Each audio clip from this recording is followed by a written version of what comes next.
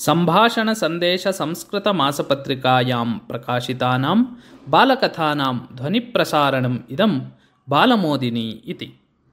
देवव्रतः सुप्रसिद्धः महाराजः। सः कदाचित् स्वमातरं पद्मावतीम् उक्तवान्, अम्ब, पितुः आज्ञानुसारेण अहं राज्यस्य उत्तरदायित्वं निर्वहन् अस्मि। राज्ये सर्वाः प्रजाः सुखसम्पन्नाः सन्ति। अहं गुरुणा प्रदत्तायाः शिक्षायाः सदुपयोगं कृतवान् अस्मि।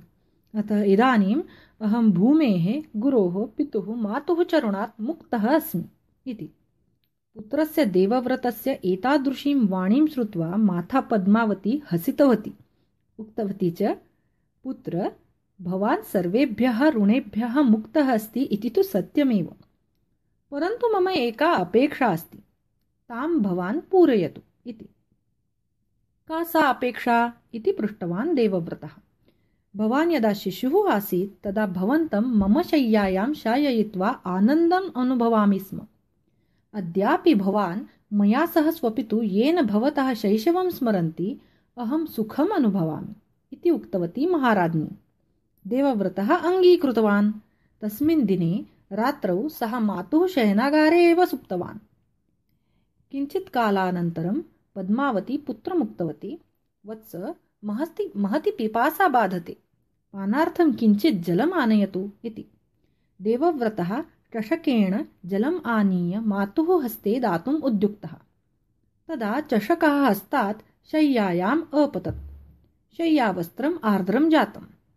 देवव्रतः पुनः जलम् आनीय दत्तवान्। पुनः मातुः हस्तात् चषकः पतितः। एवं द्वित्रिवारं तस्याः हस्तात् चषकः पतितः। सम्पूर्णं शय्यावस्त्रं जलेन आर्द्रम् अभवत्। खिन्नः भूत्वा देवव्रतः उक्तवान्, अम्ब, भवत्याः कारणतः सम्पूर्णं शय्यावस्त्रम् आर्द्रम् अभवत्। अधुना अहम् अत्र निद्रां कर्तुं न शक्नोमि। अहं स्वशय्यायां निद्रां करोमि इति।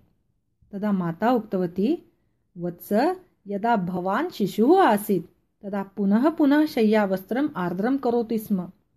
यदा सम्पूर्णं शय्यावस्त्रम् आर्द्रं भवति स्म तदा अहं भवन्तम् अङ्के शाययित्वा स्वयम् आर्द्रे शय्यावस्त्रे शयनं करोमि स्म इति।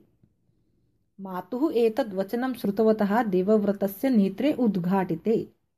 अहं सर्वस्मात् ऋणात् मुक्तः भवितुं शक्नोमि, किन्तु मातृऋणात् मुक्तः भवितुं न शक्नोमि इति सः ज्ञातवान्।